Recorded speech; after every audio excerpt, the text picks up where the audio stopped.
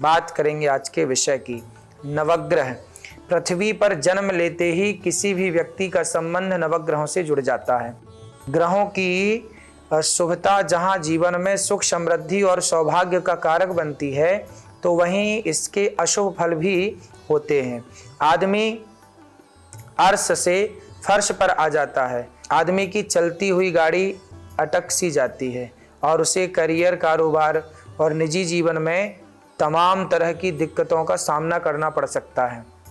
ग्रहों की शुभता पाने के लिए उनसे जुड़े देवी देवताओं की पूजा अत्यंत ही सरल और अचूक मानी जाती है।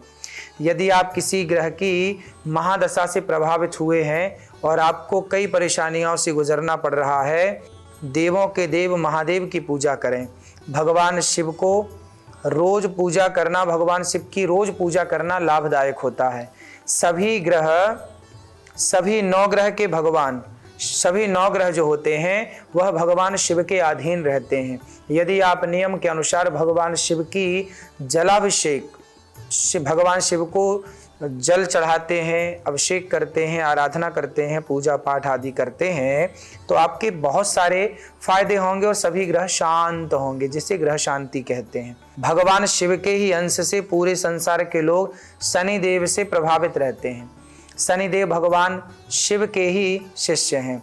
ऐसे ही सूर्यदेव भगवान शिव के तेज से हैं। चंद्रमा को भगवान शिव ने धारण किया हुआ है। मंगल उनके पुत्र यानी उनका ही अंश अवतार हैं। ऐसे ही राहु और केतु शनि के साथ रहते हैं, जो भगवान शिव के ही गण हैं।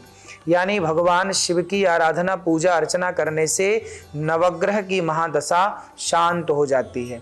नवग्रह जहाँ भी स्थापित होते हैं तो उन्हें शिवलिंग के रूप में ही पूजा जाता है।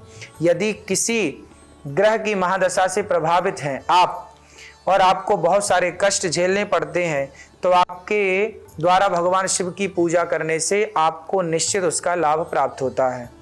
ठीक है। ग्रह के साथ साथ सभी ग्रहों के प्रभाव से शांति मिल जाती है। कहा जाता है कि नवग्रह तो होते ही हैं, पर एक 10वां ग्रह होता है अनुग्रह, जिस पर भगवान शिव का अनुग्रह हो, जिस पर भगवान कृष्ण की कृपा हो, भगवान श्रीमन नारायण का अनुग्रह हो, उसे नवग्रह क्या करेंगे। इसलिए भगवान शिव ही आपके नवग्रह की पीड़ा से मुक्ति दिला सकते हैं। लेकिन आपको नियमित रूप से भगवान शिव की आराधना करना चाहिए। भगवान शिव का पाठ व्रत आदि करना होगा। सावन के महीने में भगवान शिव की आराधना और पूजा पाठ की जाए तो सभी दुख परेशानियों से आप छुटकारा पा जाते हैं। यदि आप पर शनिदेव या अन्य किसी ग्रह की महादशा प्रभाव डालती है, तो आपको उससे छुटकारा भगवान शिव दिला देंगे। पूजा पाठ और दान से नवग्रह के कुप्रभाव से बचा जा सकता है।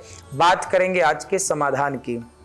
सूर्य को मजबूत करने के लिए नियमित रूप से तांबे के लोटे में जल लेकर सूर्य देव को समर्पित करते हैं, तो इससे सूर्य को मजबूत किया जा सकता है। साथ ही नियमित रूप से तांबे के बर्तन में जल ग्रहण करें। जब भी आप पानी पिएं तो तांबे के बर्तन में ही तांबे की गिलास में डालकर पानी पिएं। इससे आपके जीवन में सब कुछ ठीक रहेगा, समृद्धि बनी रहेगी। चंद्रमा को मजबूत करना बहुत आसान है। चंद्रमा को खुश करना चाहते हो तो कभी भी पानी को बर्बाद ना करें, क्योंकि पानी को चंद्रमा का कारक माना जाता है। यदि पानी को बर्बाद किया जाएगा, समाप्त किया जाएगा, उसे बिगाड़ा जाएगा, तो समृद्धि चली जाएगी। इसलिए जल को बचाना चाहिए।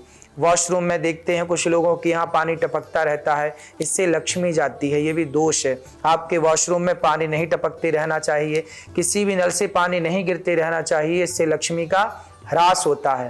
तो नल ठीक होने चाहिए। नल जब भी आप यूज करें तो जरूर ध्यान से उन्हें बंद करें, क्योंकि टपकता हुआ पानी आपके धन को भी टपका सकता है। गुरु के लिए गुरुवार के दिन भगवान विष्णु को हल्दी चढ़ानी चाहिए और इस दिन सात्विक भोजन करना चाहिए। इसके साथ ही यदि आप पीले कपड़े पहनते हैं और हल्दी या केसर का तिलक माथे पर लगाते हैं, तो आपके गुरु ग्रह के दोष को कम किया जा सकता है। राहु की स्थिति कमजोर है, तो इसे मजबूत करने के लिए आप कपड़े पहनने से किसी और के कपड़े, मतलब किसी के उतारे हुए कपड़े पहनने से बचें।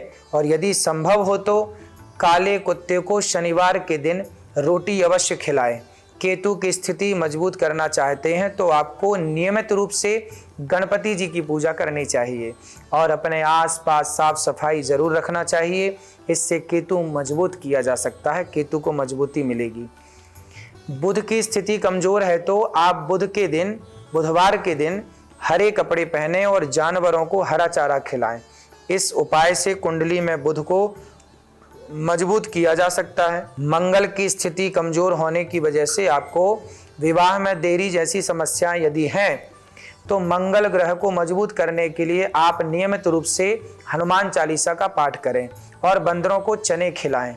इससे आपकी कुंडली से मंगल के दोषों को दूर किया जा सकता है। शुक्र ग्रह को विवाह के लिए जिम्मेदार माना जाता है।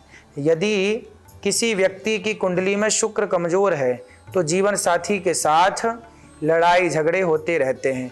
मजबूती बनाने के लिए कोशिश करें कि जीवन साथी के साथ संबंध मजबूत बनाएं और चांदी के आभूषण पहनें। यदि आप शुक्रवार के दिन सफ़ेद चीज़ों का दान करेंगे तभी आपके जीवन में लाभ होगा।